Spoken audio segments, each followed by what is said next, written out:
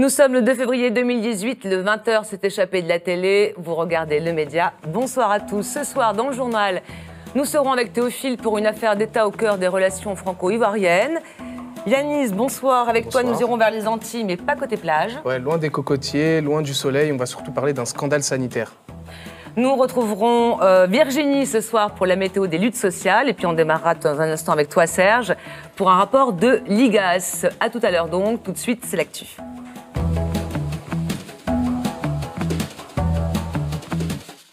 « 120 000 fonctionnaires en moins et des syndicats vent debout. Le gouvernement donnait hier les grandes lignes de sa réforme de la fonction publique. C'est un des chapitres de la grande réforme de l'État. Au programme, un objectif affiché donc, la suppression de 120 000 postes de fonctionnaires, guichet ouvert avec plan de départ volontaire, une forte contractualisation, rémunération au mérite, fin du statut de la fonction publique. Une intersyndicale est d'ores et déjà annoncée pour mardi prochain. Reda Settar a rejoint tout à l'heure Baptiste Talbot, secrétaire général de la Fédération de la fonction publique de la CGT, syndicat majoritaire. On l'écoute. Le but de tout ça, c'est de réduire la masse salariale dans la fonction publique, séparer une partie des missions au profit du secteur privé. Ça vise bien donc à baisser le niveau global de la dépense publique. Je rappelle, c'est quand même 60 milliards de baisse de la dépense qui sont prévus sur le quinquennat. Et ces 60 milliards servent à financer la suppression de l'ISF, à continuer de verser des dizaines de milliards aux entreprises. Il faut bien avoir en tête que le but du gouvernement, c'est bien celui-là, et que c'est pour cette raison-là aujourd'hui qu'il s'apprête à opérer des coupes d'ampleur historique dans la fonction publique. Si demain il y a davantage d'agents contractuels dans la fonction publique, ça aura aussi des conséquences pour les usagers qui auront des services publics qui seront beaucoup plus soumis aux pressions politiques et partisanes, avec des risques de dérive clientélistes tout à fait importants. Oui, de son côté, le gouvernement vante son travail de fond et assure, je cite Matignon, réfléchir sans totem ni tabou. Un énorme chantier dont la livraison est prévue pour 2019. Un tragique accident d'hélicoptère ce matin dans le Var, près du lac de Carcès. Ce sont 2 hélicos de l'école de l'aviation légère de l'armée de terre qui se sont percutés avant de s'écraser. Aucun survivant parmi les 5 personnes à leur bord. On n'en sait pas plus sur les circonstances exactes de ce tragique accident. Calais a connu un déchaînement de violence entre communautés sans précédent hier. Un jeune migrant est mort par balle. 4 autres, âgés de 16 à 18 ans, sont entre la vie et la mort. Plusieurs affrontements se sont déroulés en différents points de la ville entre Africains et Afghans. Des forces de l'ordre supplémentaires ont aujourd'hui été déployés. Gérard Collomb, sur place, a dénoncé une violence jamais atteinte. Et de son côté, le maire LR de Calais, Natacha Bouchard, accuse certaines associations d'être complices. L'usage d'armes à feu laisse tout de même supposer d'éventuels règlements de compte entre passeurs et non pas entre simples migrants. On a demandé à François Guénoc de l'auberge des migrants de Calais ce qu'il en pense et que c'est qu'il s'y passait à Calais aujourd'hui. Le point de départ, effectivement, c'est la violence de passeurs par rapport au contrôle d'une zone de vie, qui est aussi une zone où on distribue, nous, des repas. Les passeurs cherchent à écarter systématiquement, y compris par la violence, les gens qui ne sont pas leurs clients, c'est-à-dire qui n'ont pas l'argent pour faire appel à leurs services. Ensuite, il y a eu, dans une deuxième phase, une riposte, une vengeance, on va dire, d'une partie des victimes, c'est-à-dire des Éthiopiens en particulier, qui se sont armés comme ils ont pu et qui sont allés courir après des Afghans pour se venger. Il faut quand même dire que ça se situe dans un contexte extrêmement tendu, à la fois lié aux conditions de survie très difficile ici dans l'hiver calaisien, à la pression policière qui est extrêmement forte. Du temps du bidonville de Calais, je me souviens qu'il y avait eu des coups de feu aussi. Les passeurs, ou plus exactement les représentants des passeurs, parce que les gros boss, ils sont pas là à Calais, ils sont ailleurs, sont effectivement armés, alors quelquefois armes blanches, et on savait qu'il y avait une ou des armes à feu qui traînaient. On a décidé quand même de reprendre nos distributions à midi avec un peu de retard, de distribution de repas et de vêtements, etc., comme d'habitude, parce que les besoins sont toujours là et que nous, on continue notre travail humanitaire. Oui, François Guénoc qui pourrait déposer plainte pour diffamation justement contre les accusations de complicité prononcées par le maire de Calais. Rappelons que quelques 800 migrants vivent toujours actuellement à Calais. En Outre-Rhin, la question migratoire également au cœur de la politique allemande. Les députés ont voté la limitation du regroupement familial pour les réfugiés. Les conservateurs de la CDU d'Angela Merkel et les sociodémocrates ont voté ensemble. C'était la condition sine qua non pour un accord de gouvernement. À compter du 1er août, donc, chaque mois, 1000 personnes pourront faire venir leur famille en Allemagne. Pourquoi 1000, pourquoi 900? Et selon quels critères, se demande l'aile la plus à gauche des sociodémocrates. Force est de constater, en tous les cas, que le temps où l'Allemagne accueillait sur son sol 1 million de réfugiés est bien fini. La politique migratoire s'y a durcie comme en France. Et puis, au large de la Libye, en Méditerranée. Donc cette fois, ce sont 90 migrants qui se sont noyés dans le naufrage de leur embarcation. Aujourd'hui encore, la majorité était originaire du Pakistan. Enfin, un rapport, Serge, considéré comme crédible sur un des sujets de santé publique récurrents, les perturbateurs endocriniens. C'est à l'IGES qu'on le doit, l'Inspection générale des affaires sociales.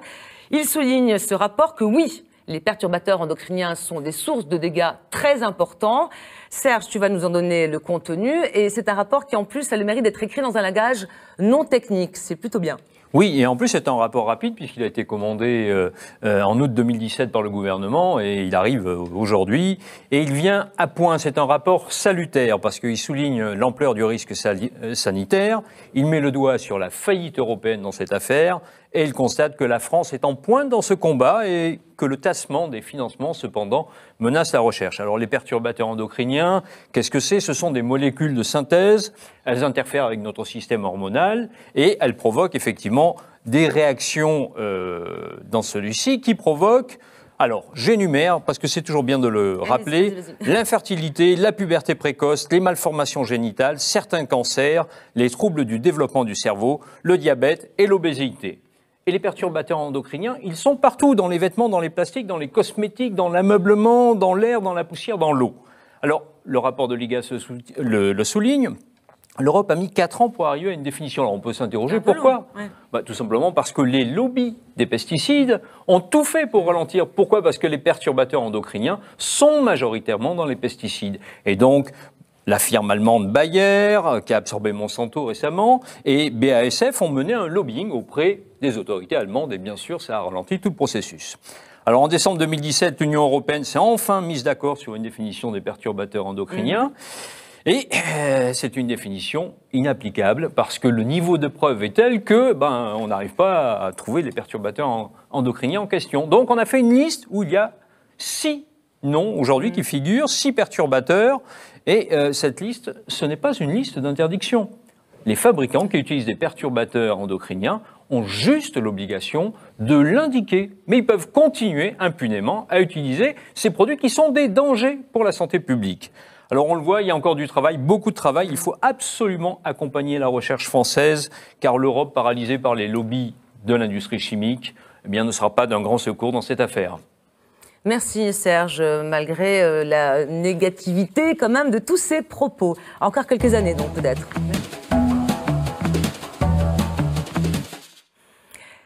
Nous sommes avec toi Yanis, on le disait au chapitre santé toujours et santé publique avec le chlordécone. Alors je doute que beaucoup connaissent ce pesticide puisqu'il s'agit d'un pesticide en fait excessivement utilisé dans la culture de la banane aux Antilles. Aujourd'hui, ses répercussions sur la santé sont absolument colossales, on va le voir.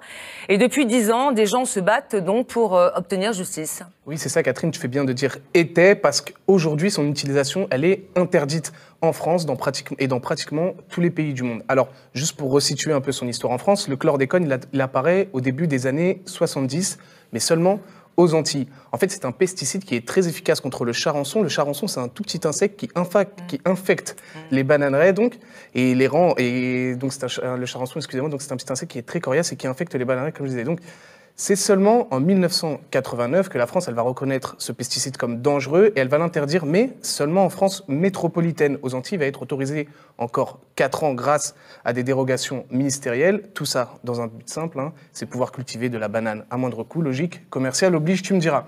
Alors, 4 ans de plus, vous me direz aussi que c'est pas énorme. Le problème, en fait, c'est que c'est un pesticide qui reste aujourd'hui dans les sols et dans les eaux antillaises. On estime aujourd'hui qu'il faudrait au moins 600 ans pour que le chlordécone disparaisse totalement des sols et des eaux. Ce qu'il y a de plus grave, en fait, c'est les conséquences de ce pesticide sur la santé. Il accroît notamment en fait, le risque de cancer de la prostate. Aujourd'hui, en Martinique, 600 nouveaux cas sont référencés chaque année. C'est simple, la Martinique, sur ce type de cancer, elle est numéro 1 mondial devant la Norvège. Alors le chlordécone, il a aussi un autre effet dévastateur, c'est les naissances prématurées. Alors, on a envie de se demander comment, 25 ans après, ce poison, il faut le dire, c'est un poison chez l'être humain, se propage. Oui, on peut le dire, là, les chiffres et tout, oui. Voilà, on va regarder la belle infographie de Jacques Muller. Alors, le chlordécone, il a 3 modes de propagation, donc. Alors en mangeant un aliment provenant des sols et des eaux, donc chlordéconé, tout simplement, par inhalation dans les zones les plus touchées par le chlordécone, ou encore transmission directe des parents à l'enfant. Aujourd'hui, c'est simple, selon une étude menée, 95% des adultes en Guadeloupe ont du chlordécone dans le sang, 92% pour les Martiniquais, et 19% des enfants martiniquais dépassent la dose toxique.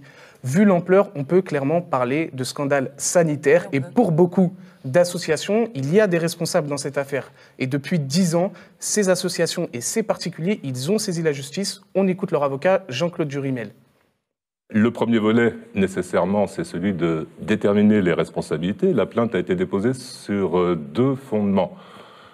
L'empoisonnement d'une part, puisque le chlordécone, c'est un poison, et d'autre part, la mise en danger de la vie d'autrui, puisqu'on a considéré que accorder des dérogations à partir de 1990 jusqu'en 1993, alors même que l'on savait, puisque ça a été interdit en métropole, que c'était un produit dangereux, c'est exposer les populations pour lesquelles cette dérogation avait été accordée à des dangers. Donc ce sont les 2 fondements juridiques de l'action.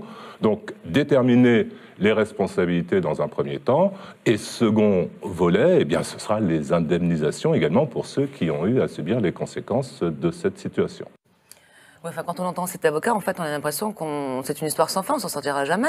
Alors oui, en fait, surtout que de temps, le sujet, il est loin d'être enterré, et en fait, c'est juste qu'il est moins médiatisé. Par exemple, la semaine dernière, la députée socialiste de Martinique, Josette Manin, elle a interpellé le gouvernement sur ce scandale. Écoutez plutôt. Monsieur le ministre, ce sont les parlementaires des Outre-mer qui vous interpellent aujourd'hui sur l'impact de la chlordécone aux Antilles. Pour rappel, ce pesticide intensivement utilisé pendant plus de 20 ans dans les bananeraies de Guadeloupe et de Martinique a empoisonné durablement nos sols, nos rivières et nos espaces marins. Une modification du règlement fixant les limites maximales de résidus de pesticides intervenue en 2013 a entraîné la multiplication par 5 ou par 10 des limites maximales de résidus pour les denrées carnées terrestres. Ces LMR sont fixés au niveau européen après avis de l'Agence sanitaire européenne, car cette exposition est majoritairement liée à la consommation de denrées issues de circuits informels dans lesquels les respects ne sont pas assurés. Pour les populations surexposées, l'agence considère donc plus pertinent d'agir par des recommandations de consommation.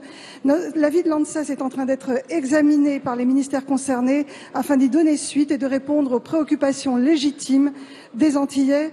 Madame la députée, je peux d'ores et déjà vous confirmer le plein engagement de l'État dans le plan chlordécone 3 et vous réaffirmer que nous réalisons de façon régulière des contrôles et des études sanitaires pour vérifier la qualité et l'innocuité des aliments. Ouais, en clair, en fait, la ministre botte en touche et explique que l'État fait déjà ce qu'il faut, quoi. Oui, enfin ça, c'est ce qu'elle dit, mais c'est pas du tout le point de vue de Jean-Claude Durimel. Écoutez-le, il va réagir justement à la déclaration d'Agnès Buzyn et vous verrez que lui, il propose d'autres solutions. C'est une réponse très technocratique qui ne dit rien, parce que lorsque l'on explique aux gens qu'il y a des normes qui ont été décidées à Bruxelles pour un problème qui se passe en Guadeloupe, déjà, pour eux, il faut faire le chemin mental, en tout cas, entre la Guadeloupe et Bruxelles.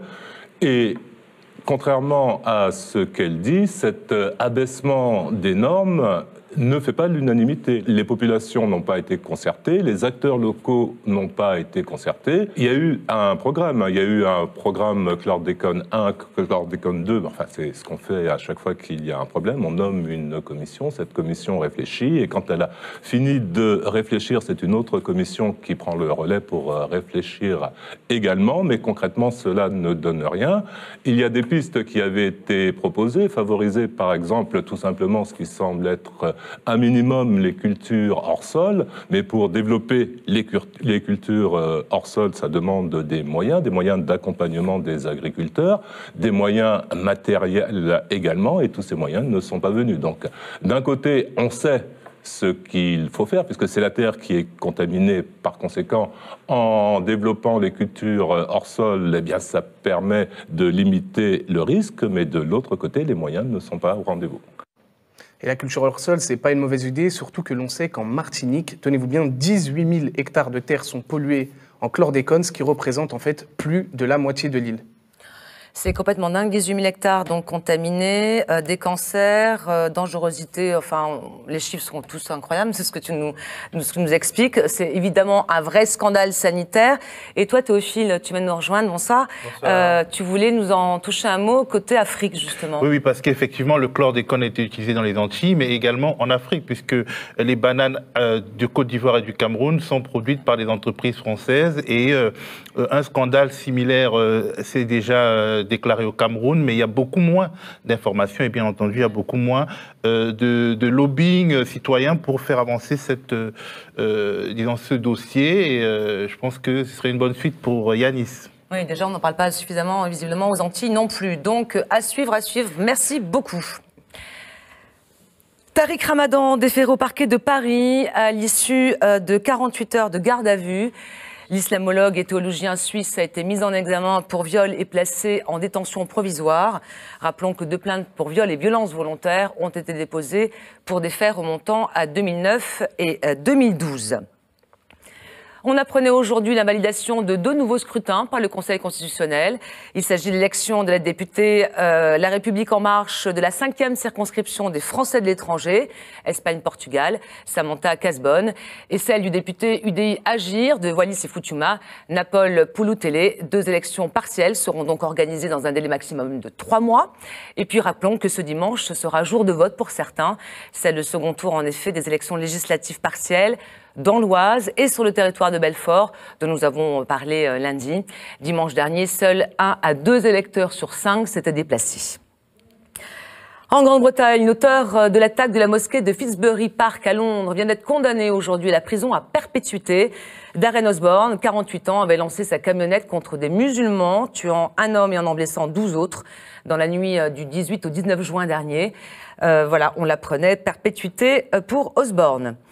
En Afrique du Sud, c'est le soulagement, nous en avions parlé hier, les 950 mineurs coincés au fond de leur puits dans la mine Béatrix, dans la ville Béatrix, près de la ville de Welcome, ont pu sortir sains et saufs. Ils étaient bloqués depuis 2 jours par une panne d'électricité. L'électricité a pu être rétablie donc ce matin.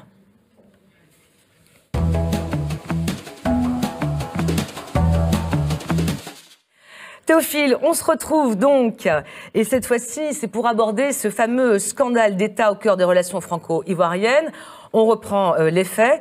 Il y a 2 ans exactement, le 2 février 2016, la juge d'instruction Sabine Kéris lançait une procédure dans le but de faire traduire des anciens ministres français devant la Cour de justice de la République. Il s'agit de gros bonnets, notamment de 2 figures de la droite française, Michel Alliot-Marie et Dominique de Villepin. Elle portait de graves accusations contre eux au sujet du mystérieux bombardement d'une base de l'armée française qui a eu lieu en novembre 2004 à Bouaké, donc en Côte d'Ivoire. Aujourd'hui, son initiative est bloquée et pourtant l'affaire est plus que grave. Et forcément, on a un mot en tête, France-Afrique. Oui, Catherine, dans l'affaire qui nous concerne, il s'agit de la Côte d'Ivoire quand même, fief historique de l'influence de Paris en Afrique de l'Ouest.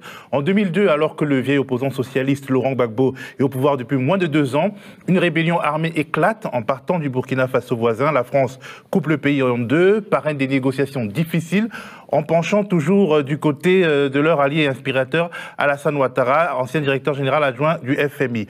En novembre 2004, Laurent Gbagbo, l'image est mauvaise, en fait, on voit Guillaume Soro, mais Laurent Gbagbo, c'est pas lui. Laurent Gbagbo lance une opération aérienne pour conquérir le nord de son pays. Les rebelles sont en déroute. Et puis, paf, après 2 jours de frappe, un avion de guerre ivoirien frappe une base de l'armée française, pourtant signalée comme telle. Bilan: 9 soldats français et un civil américain sont tués.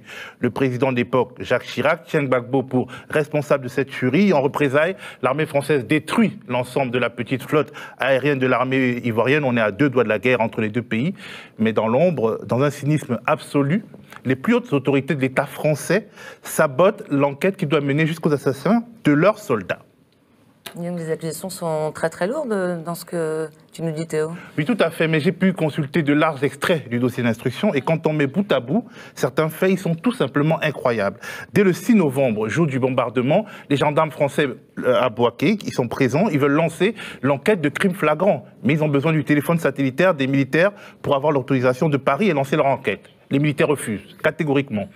Les militaires interdisent également aux gendarmes de recueillir les éléments de preuve sur place. Les corps des victimes ne sont pas autopsiés, en violation parfaite de la loi, ça tombe bien, l'enquête n'est pas encore ouverte.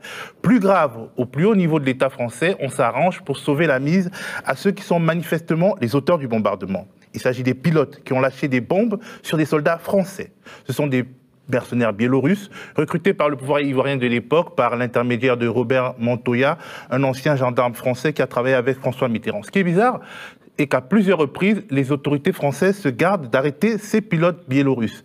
Après le bombardement de Bouaké, ils atterrissent à Yamoussoukro, tranquillement, à l'aéroport de Yamoussoukro, tenus par des militaires français qui les laissent filer. Alors, les Biélorusses prennent la route, ils traversent le Ghana, ils arrivent à la frontière avec le Togo, ils sont arrêtés par les autorités togolaises, qui propose aux Français de les leur remettre. Les représentants de la France au Togo reçoivent des instructions claires, ne pas s'occuper de cette affaire, ne pas s'en mêler. Du coup, les Togolais, ils ne savent pas quoi faire, ils ne comprennent pas trop bien. Ils libèrent les mercenaires biélorusses qui s'en vont vers le sud, au Bénin. Ils s'y font refouler et à un moment donné, ils repartent finalement en Russie en passant par le Ghana.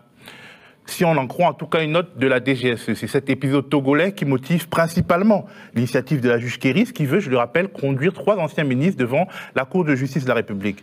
Ces ministres, en tout cas les administrations qu'ils dirigeaient, ont permis aux Biélorusses de se soustraire à une arrestation, ce qui est a priori puni par le code pénal d'emprisonnement ferme d'ailleurs. Les choses semblent bizarre. Oui, mais la façon dont tu racontes, en fait, ce récit est tellement implacable, on a du mal à comprendre, en fait, pourquoi cette labilité, on ne la retrouve pas au niveau de la justice.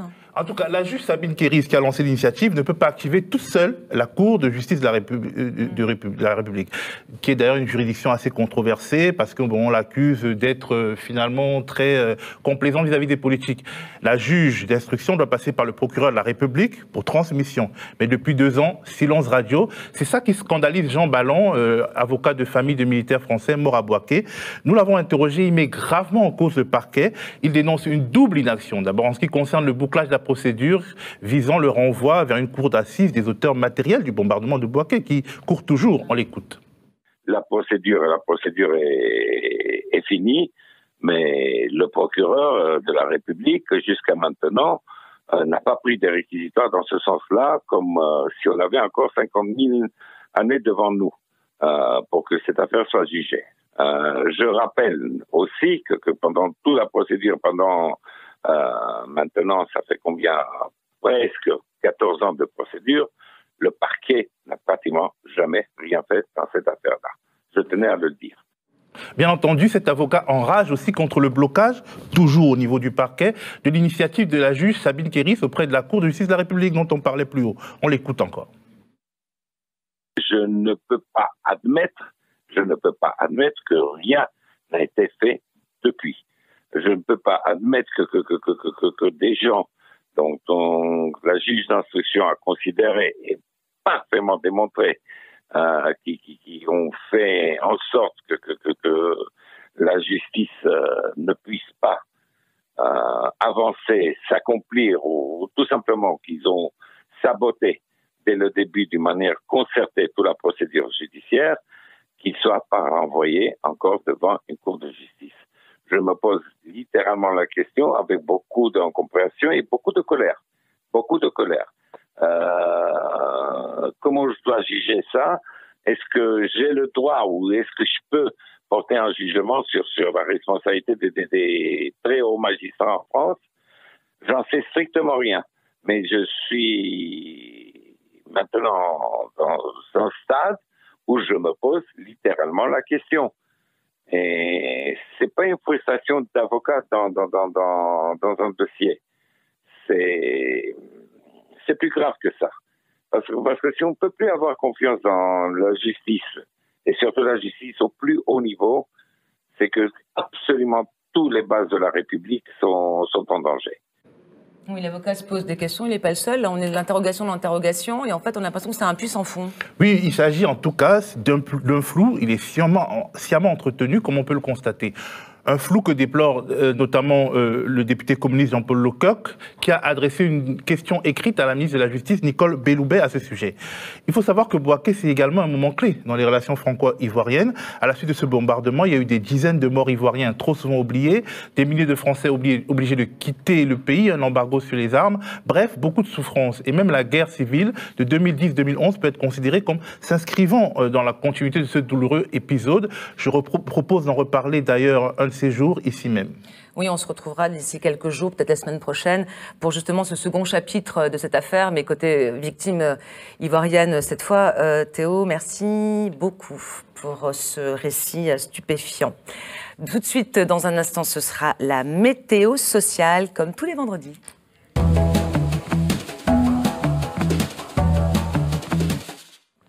C'est vendredi donc, et c'est météo sociale ce soir avec toi Virginie.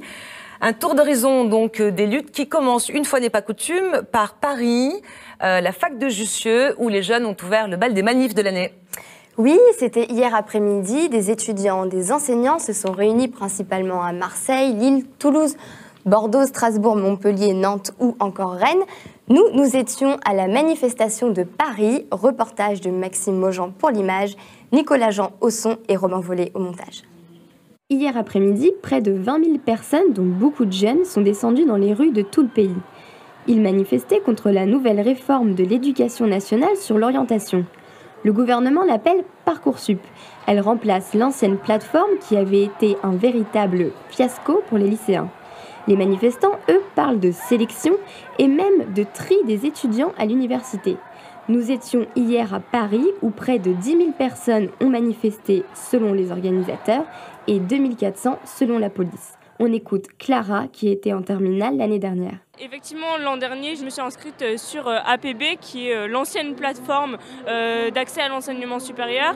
Et c'était assez compliqué. On a dû faire face à beaucoup de problèmes. Il y avait 0,6% des personnes qui ont été tirées au sort, mais il y avait quand même du tirage au sort. Et ça, c'était vraiment beaucoup dénoncé sur la plateforme. Et surtout, il y avait eu beaucoup de jeunes qui sont restés sur le carreau. Est-ce que tu penses que Parcoursup, qui est la nouvelle réforme du gouvernement, va changer les choses et va améliorer cet ancien système? Alors non, clairement, Parcoursup, il n'améliorera pas l'accès à l'enseignement supérieur aujourd'hui. Il met juste autre chose en place. On passe du tirage au sort à la sélection. C'est pas plus juste. Ça instaure une sélection qui est un tri social, parce que ceux qui réussissent le mieux scolairement, c'est ceux qui sont majoritairement issus de familles aisées, c'est ceux qui peuvent choisir leur parcours, choisir leur orientation. Et du coup, Parcoursup inscrit ce tri social. Et en fait, le problème, c'est pas le logiciel d'affectation dans l'enseignement supérieur. Le problème, c'est le gouvernement qui refuse d'investir dans l'enseignement supérieur pour ouvrir suffisamment de places et pour réduire l'échec en licence. Il y a aussi une autre réforme qui fait peur aux manifestants, c'est celle du baccalauréat que Jean-Michel Blanquer présentera mi-février.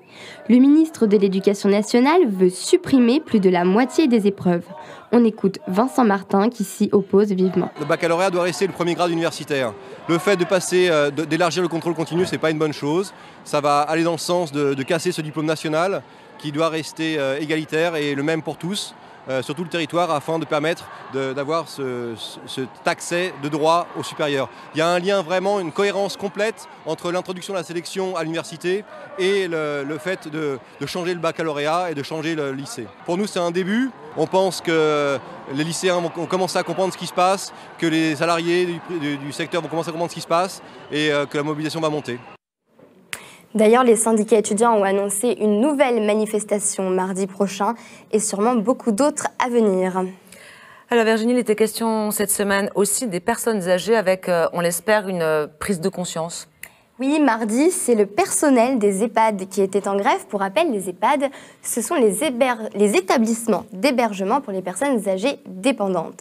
Ils sont près de 6 000 à avoir manifesté dans toute la France, à Nantes, Bordeaux, Rennes, Lyon, Strasbourg, Limoges, Perpignan, Marseille ou encore Orléans. C'est une mobilisation inédite puisque près d'un tiers de la profession s'est mobilisée. Ces personnes qui s'occupent de nos aînés n'en peuvent plus. Elles ont parfois le sentiment de maltraiter les personnes âgées par manque de temps et surtout par manque de moyens. Agnès Buzyn, la ministre de la Santé, a dit qu'elle comprenait leur colère et leur épuisement et elle a promis de débloquer 150 millions d'euros pour les EHPAD. Mais les représentants des personnels, eux, estiment que cette somme est une broutille, disent-ils, face à l'ampleur du problème. Aux médias, on surveillera ça de très très près. On reste en France et on se dirige sur le site nucléaire de Romance dans la Drôme. Cela fait déjà 2 jours que les salariés de Nuvia supportent un sous-traitant d'une des divisions de l'ex-Areva, protestent contre le licenciement d'un de leurs collègues. Ils demandent aussi une augmentation de salaire et une embauche supplémentaire. N'oublions pas que ces salariés travaillent dans des conditions difficiles et sont potentiellement exposés à des substances radioactives. La grève continue la semaine prochaine et on leur souhaite bon courage. Oui, bon courage. On part au Tchad, Virginie, et il y est question là aussi de fonction publique. Tiens. Oui, le gouvernement tchadien a décidé de baisser les salaires de tous les fonctionnaires du pays et de leur retirer leurs primes. Il faut dire que le Tchad est secoué par une grave crise économique qui est due à la baisse du prix du pétrole. Ce sont des médecins, des profs, mais aussi des conducteurs de bus qui ont perdu jusqu'à 40% de leurs revenus. Ils se sont donc lancés depuis lundi dans une grève illimitée qui paralyse le pays. Plusieurs partis d'opposition ont appelé à une manifestation pacifique ce 6 février, mais les autorités ont totalement interdit la manifestation. Le Premier ministre tchadien a même menacé les éventuelles manifestations qui oseront s'aventurer dans les rues. C'était vraiment de la menace. On n'en est pas de là quand même en France avec notre réforme de la fonction publique, mais qui ne fait que démarrer. Merci beaucoup, Virginie. Encore un mot, on a oublié l'Allemagne quand même. C'est vrai, IG Metall. Parlons de l'Allemagne. On en reparle, IG Metall. On en reparle encore puisque nous suivons ce dossier de très près. Alors en Allemagne, les syndicats de la sidérurgie IG Metall a durci le ton. Rappelons que les salariés réclament la semaine de 28 heures et une augmentation de salaire. Mercredi, le patronat a demandé à la justice d'interdire de potentielles grèves, ce qui n'a pas empêché plus de 120 000 salariés, d'entre autres BMW, Audi, Daimler ou encore Porsche, de faire grève pendant 3 jours. On verra la semaine prochaine si le plus gros des syndicats d'Europe arrive enfin à se faire entendre. C'est la fin de cette météo des luttes sociales. Un grand merci à Kevin Boucault-Victoire pour toutes ses recherches et à Germain Vaudry pour ses belles cartes. Rendez-vous la semaine prochaine. Et merci à toi, Virginie. Terminons avec le 75e anniversaire de la bataille de Stalingrad, tournant majeur de la Seconde Guerre mondiale.